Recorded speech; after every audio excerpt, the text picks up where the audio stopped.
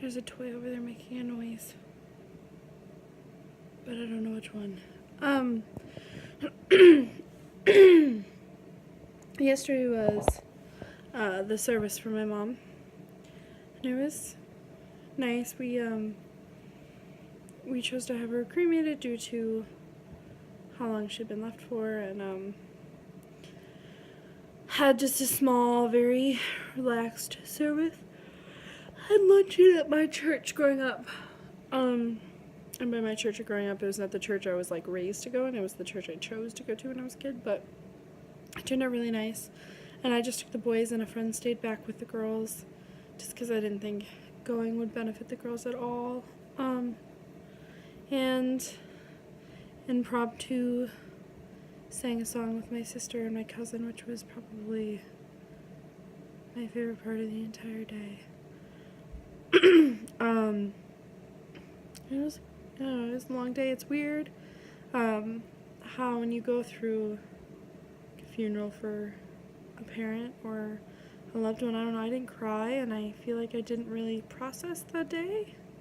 Like, it was just kind of like, oh, I have to do this, oh, I have to do this, oh, what are my boys up to, oh, I have to do this, oh, I have to do this.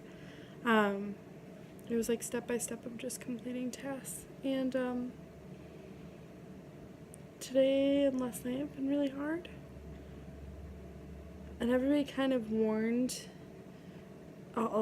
us that it was going to be hard the day, like the days and weeks after that things start settling in. It's hard.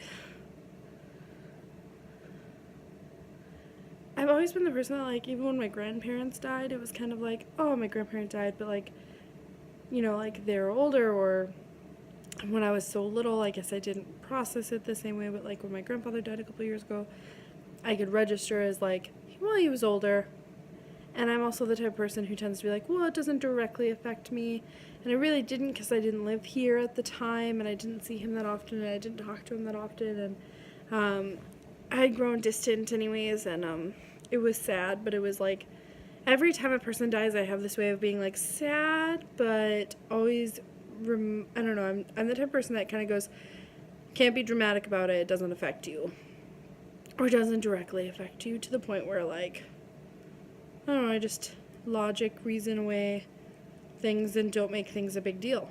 I don't like to make things a big deal. I tend to nonchalantly explain things. Even when I talk to people about the divorce, I tend to nonchalantly, I don't know, I'm a single parent now, it's like no big deal, whatever.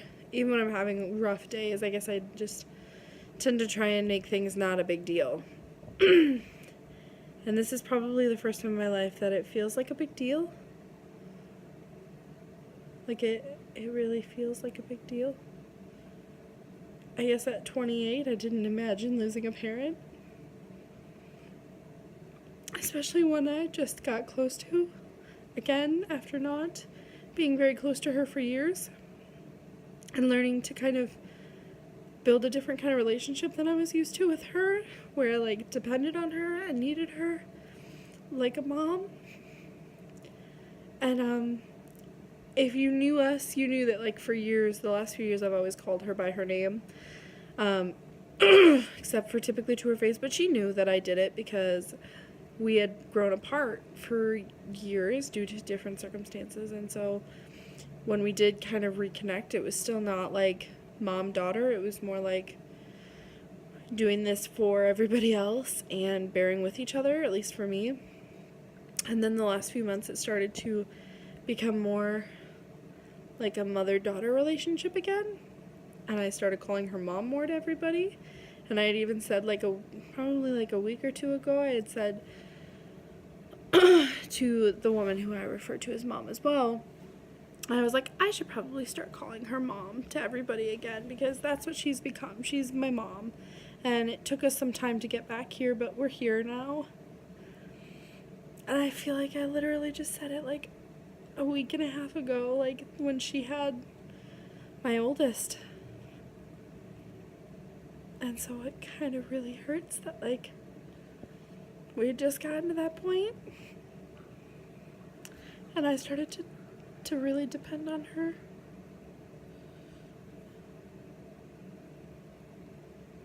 So it sucks. And I feel like I keep getting messages and everybody's asking how I'm doing, or I'm getting like condolences, and I appreciate that.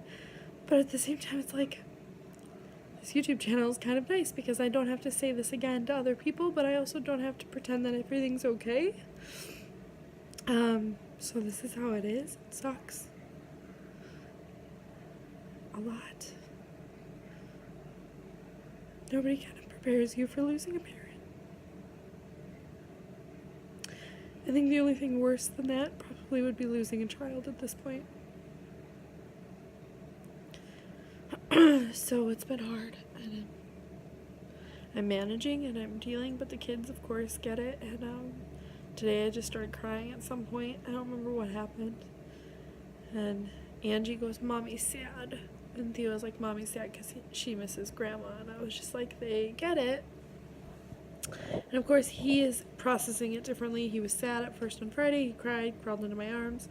And then now he's just reasoned it like, Grandma's dead, Grandma's dead, Grandma's dead. And he just wants to keep processing it by talking and explaining it to me and telling me what happened this weekend and what did we do yesterday and that people miss her.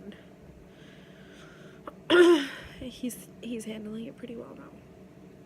I am handling it like shit, I feel like. So yeah, nobody prepares you for it. It sucks. And all I kind of want to do at times is delete Facebook and disappear and stay home.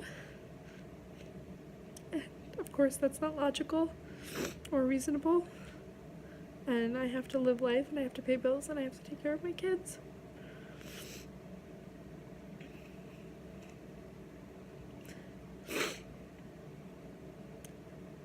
It's just a lot more emotion than I thought it would be.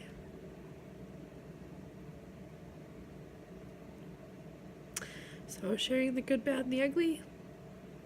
And for all the friends who have messaged me, I love you and I appreciate you. And if I'm not responding, it's just because I don't feel like explaining it 7 million times.